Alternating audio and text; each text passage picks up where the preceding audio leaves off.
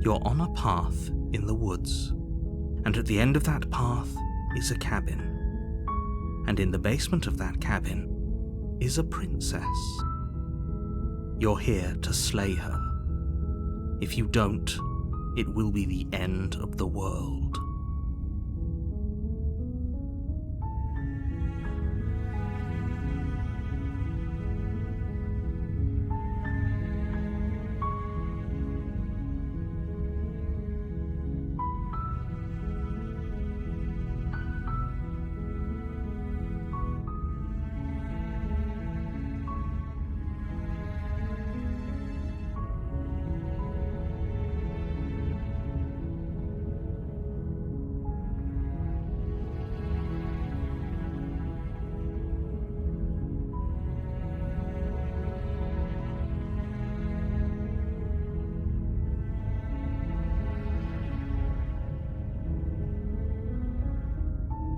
I'm talking about the end of everything as we know it. No more birds, no more trees, and perhaps most problematically of all, no more people. You have to put an end to her.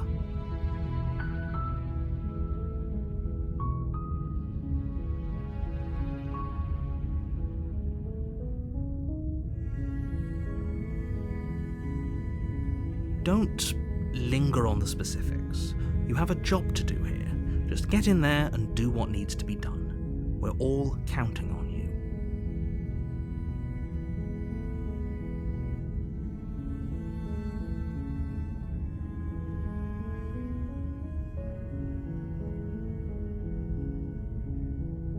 Look, you're already on the path that leads to the cabin. Why would you be here if it weren't to complete a very important task?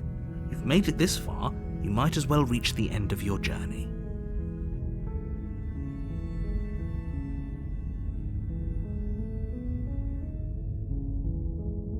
Does it? Are you a monarchist? Is slaying a princess that much worse than slaying a fisherman or a miller or a seamstress? If anything, slaying a princess is much better than slaying a seamstress. Seamstresses contribute something of value to society.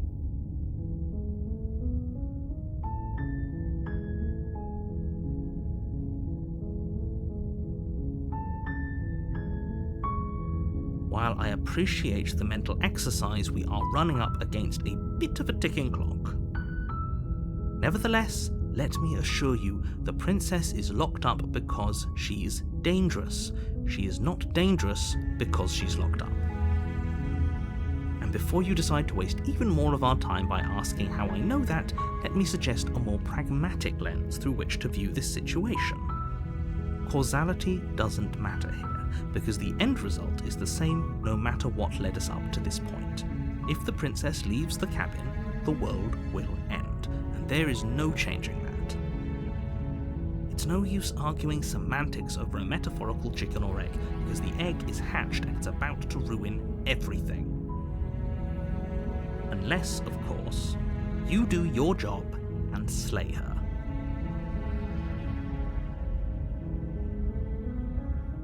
Oh, if only that were the case, but I don't make the rules.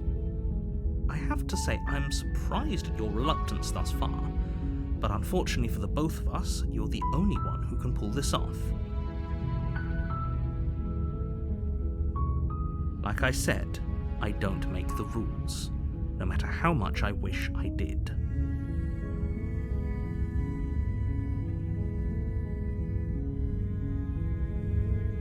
Are you serious?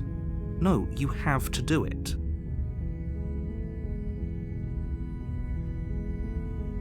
Of course I haven't. Why would I even consider that? Nobody wants the world to end. I mean, maybe some people do, like nihilists, or very, very evil people, but surely you're not one of those, right?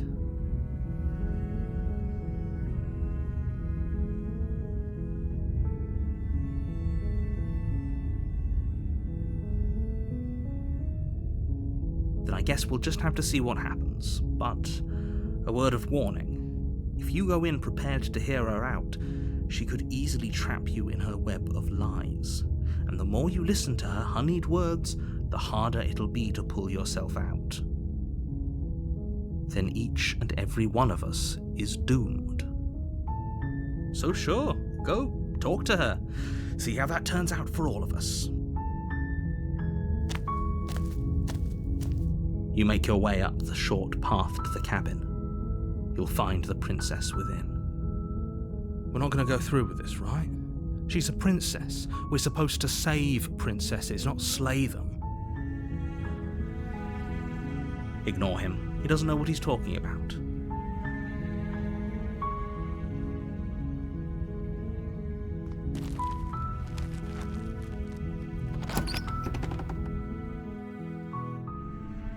The interior of the cabin is almost entirely bare.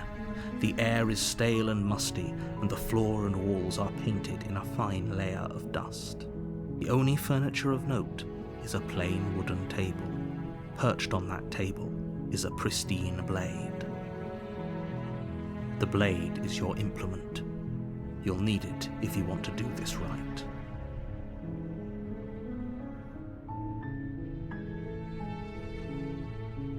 You take the blade from the table. It'd be rather difficult to slay the princess and save the world without it.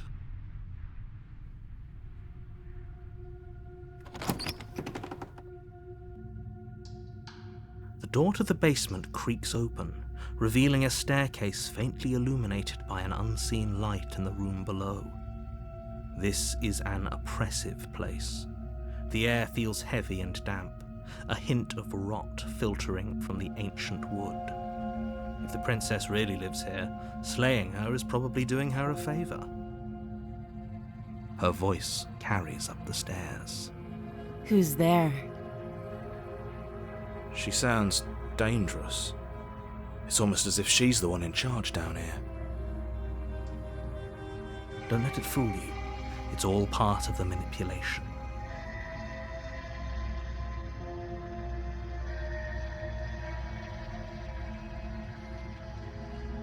Don't be a stranger. It's been so long since I've had any visitors. Come on down. You walk down the stairs and lock eyes with the princess.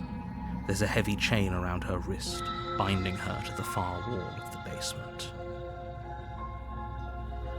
She's so coldly beautiful. Is she really a threat to the world? Focus on the task at hand. And there you are. Are you here to kill me or something?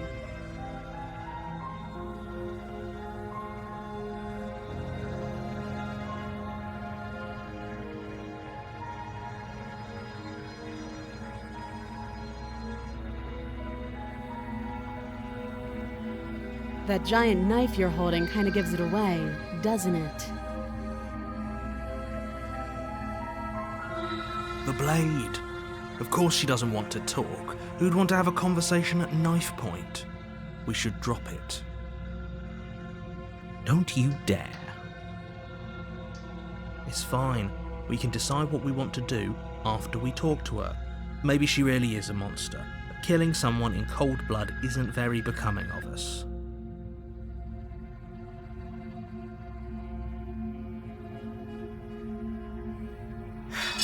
The blade tumbles out of your trembling hands and drops to the floor with an unceremonious clang. Thank you. Maybe now we can just talk.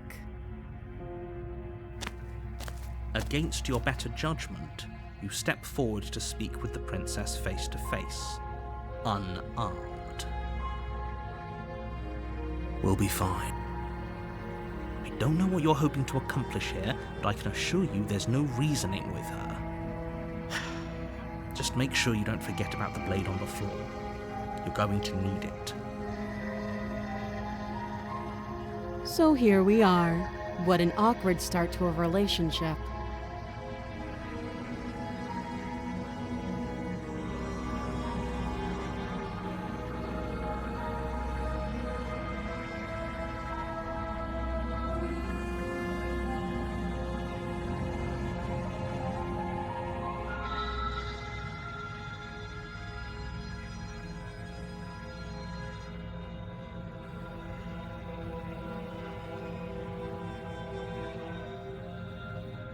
I know.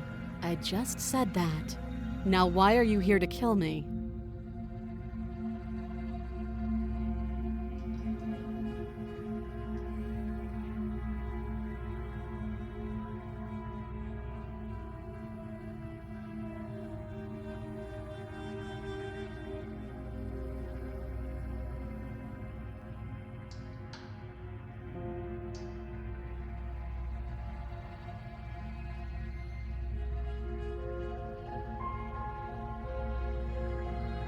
Believe me.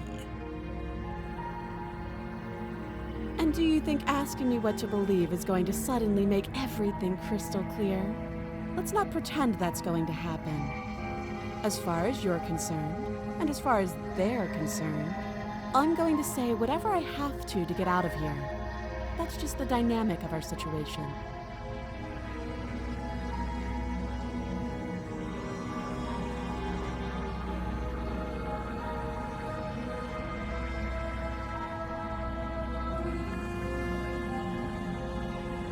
She hesitates before answering. You can address me as Your Royal Highness, or Her Majesty. Any honorific should do, really. Note the lack of detail. You can't trust her.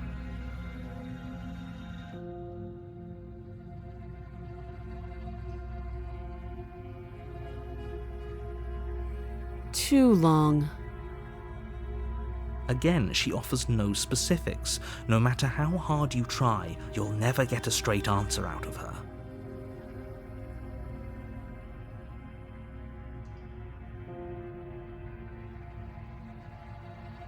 Do you?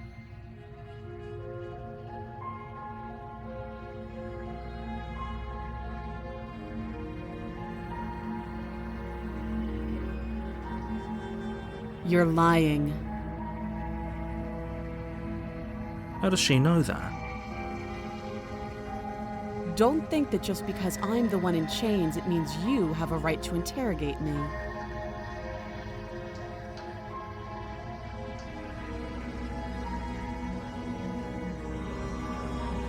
You can't. Don't bother. I'm guessing you don't have the key then. I'm sure there's a key somewhere around here, and if there isn't... well, we can always put that knife to good use.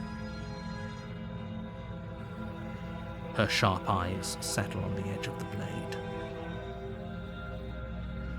She isn't suggesting what I think she's suggesting, right? She is. I'm sure of it. Oh, have you decided what to do with me? You know why you're here.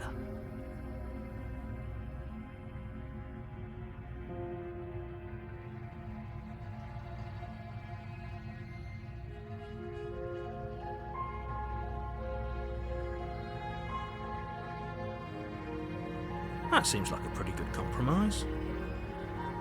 Leaving her alive is too risky. If you don't deal with her soon, she will find a way out. One way or another, I'm going to find a way out of here. You can make it easier for both of us if you help. And if you don't, I can promise that you'll come to regret that decision. You have to make a choice. Let's hope for all our sakes it's the right one.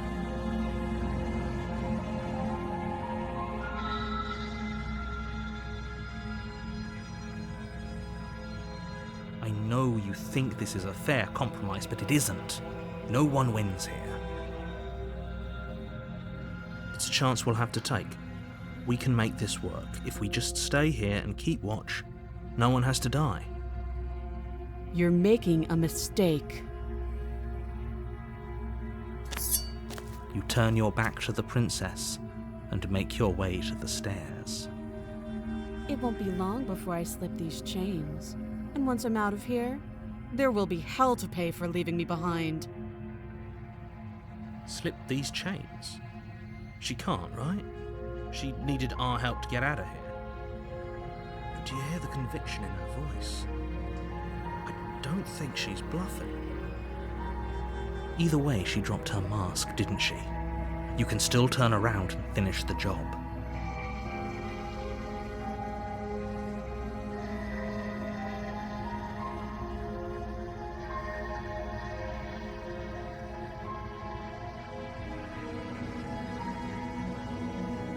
It's never too late to do the right thing. Now hurry. You charge the princess, blade trembling in your hand. You've already lost the battle. She casually sidesteps your thrust before knocking you to the ground with a single blow from her elbow. We shouldn't have hesitated. But she doesn't stop there. She kicks you a few times for good measure, the pointed tip of her shoes feeling like a pickaxe against your fracturing bones, making sure you stay down. As you lie, crushed and broken on the basement floor, the princess kneels on your throat with the kind of weight you didn't think her slight frame could possibly possess. As you gasp for air, she eyes you with an intense curiosity. You shouldn't have let that fear creep into your heart. You had the upper hand, and now look at you. Is this really the best you could do? Look at you. Completely broken. I'd be lying if I said I wasn't a little disappointed. She applies more pressure, slowly squeezing what's left of your life out of your lungs. This is the end, isn't it? I'm afraid it is. Everything goes black, and you die.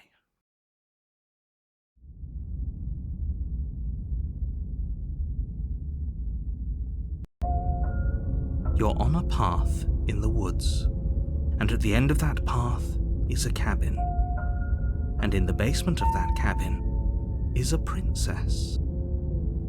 You're here to slay her. If you don't, it will be the end of the world.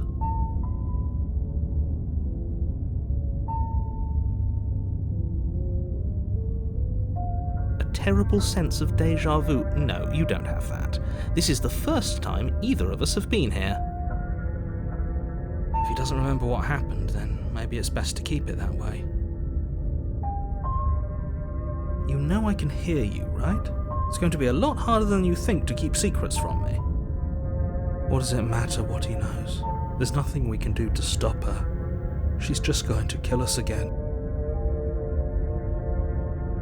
She is not going to kill you unless you let her. But slaying the princess and saving the world is going to be much more difficult than it has to be if you spend the whole time second-guessing yourself.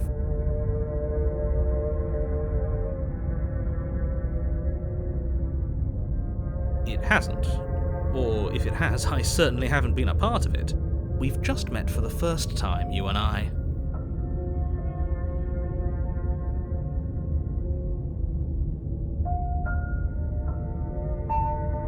Those are two very different questions, but fine, I'll indulge you if that's what it takes to get you moving.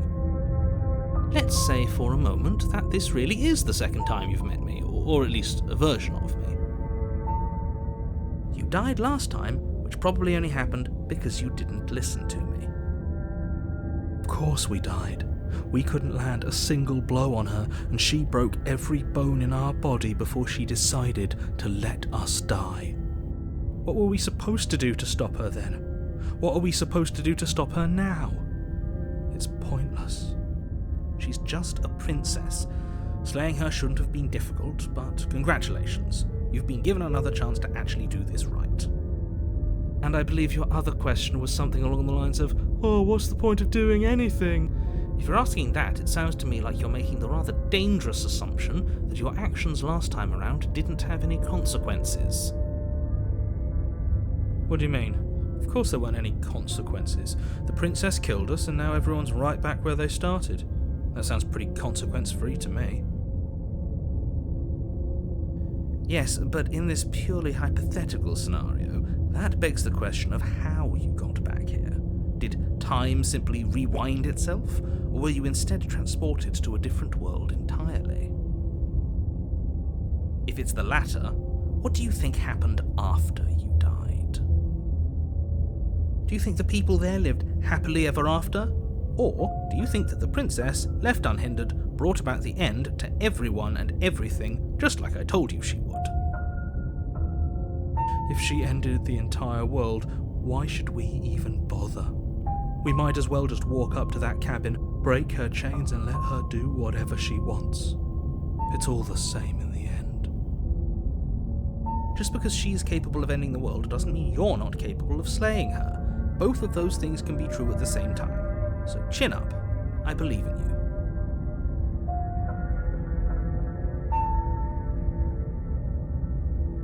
Just be quick about it.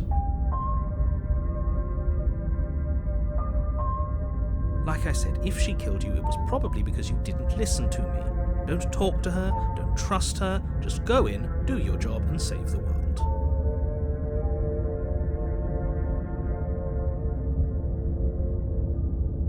She just can. Believe me, I wish I could tell you more, but you'll just have to trust that what I'm saying is true, and that, despite it all, you're fully up to the task that's been given to you. We're not. We might as well just pledge ourselves to her and stop pretending that we're capable of doing anything in this situation. She probably doesn't even need to try to overpower us. Can we tone down the pessimism just a smidge? I'm not being a pessimist. I'm just being realistic.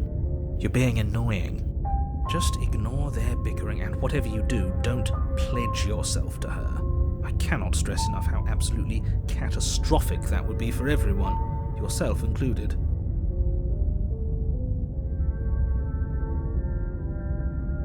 People locked her in that basement, and I told you what this place is. It's a path in the woods. Don't overcomplicate things.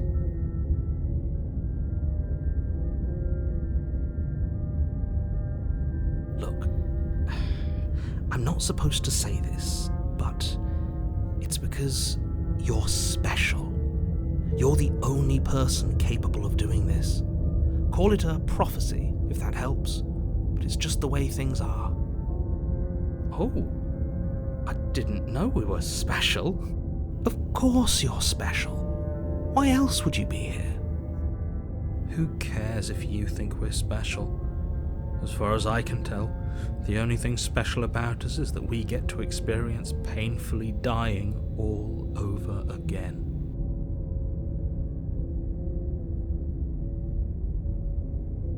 I've told you everything you need to know. Going into more detail would just overcomplicate an otherwise very simple situation and make your job more difficult. The less you know about her, the better. Great. Now, if you don't mind, the whole world is waiting with bated breath for you to save it from ruin.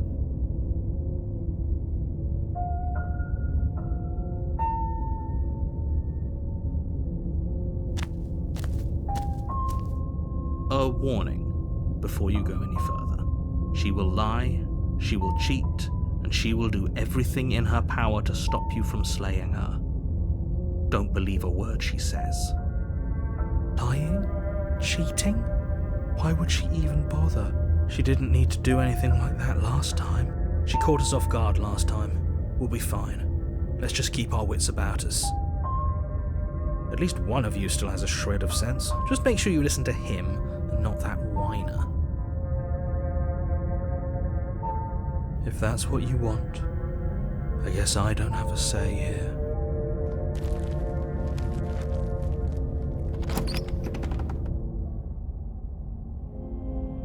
The interior of the cabin is larger and more grandiose than its humble exterior would suggest. The only furniture of note is a massive marble altar with a pristine blade perched on its edge. The blade is your implement.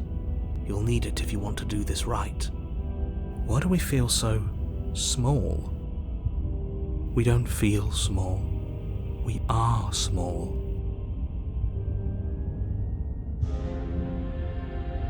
That's because there isn't a mirror. There's the altar, the blade sitting on the altar, and the door to the basement. There's nothing else in here. There's definitely a mirror.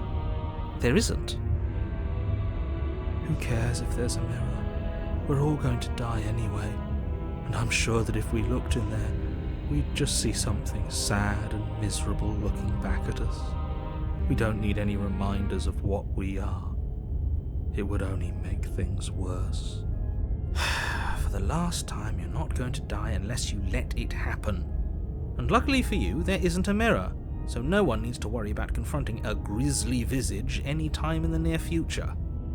Though, for what it's worth, if there were a mirror, I'm sure that you wouldn't find anything sad or miserable in it looking back at you. You probably look perfectly normal. Probably. Do you not know what we look like? He knows. He just doesn't have the heart to tell us.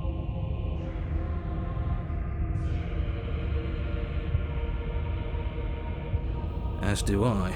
And yeah, there is. I'm not lying to you. Use your eyes. There is no mirror. Why would I lie about something so meaningless? What good would a mirror even do? Let you waste time preening yourself instead of doing what needs to be done. Maybe that's because you haven't actually been here. I hope this means you'll finally drop that ridiculous past life nonsense. You haven't died, and you certainly haven't been killed by the princess.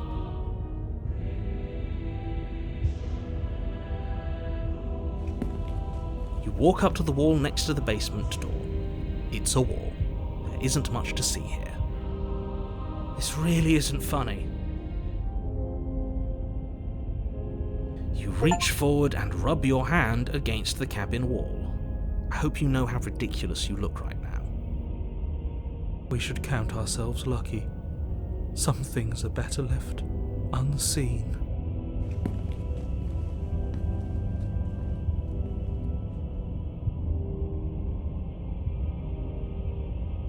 You take the blade from the altar. It would be difficult to slay the princess and save the world without a weapon.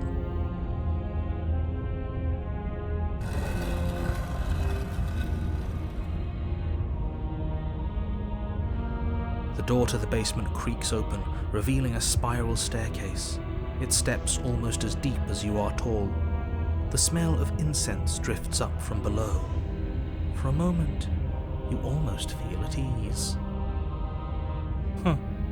This is actually kind of nice. It's still a stone basement. If the princess lives here, slaying her is probably doing her a favor. Her booming voice rolls up the stairs. Is that a guest I hear? Don't linger on the stairs. Come down and witness me. You weren't kidding when you said it was booming. She wasn't like this last time. We need to get down there. She wants us to see her. We need to see her. Should we be worried about your sudden change in attitude? Just a few minutes ago you were going on about how pointless everything was. Now you want to go down there. It doesn't matter what that little voice says. He's not the one making the decisions. Though if his ramblings get you to the princess, they get you to the princess. Making your way down the spiral staircase is a time-consuming and exhausting effort, every step requiring you to clamber over one edge before dropping to the next. But soon the end comes into view, and you tumble to the bottom, entering the vast, temple-like room beyond. The princess towers over you, almost glowing in the weak starlight, her figure framed by a stained glass window. Her long hair billows around her, and a chain binds her wrist to the far wall. That isn't what she looked like last time. The chain is nothing to her. It might as well be a toy for all the good it would do. I told you it was pointless to resist her. The little bird has returned to me. I wonder what he wants. You've brought that knife again, even though you know it's useless. Such charming audacity. Drop it.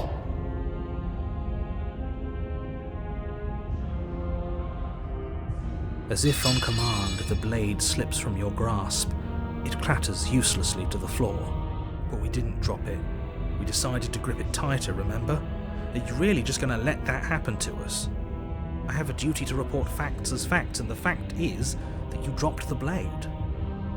Of course we dropped it. She's so much more than us. You wouldn't understand what it feels like to be in her presence. Oh, I understand what's going on, and you'd better snap yourself out of it. Kneel.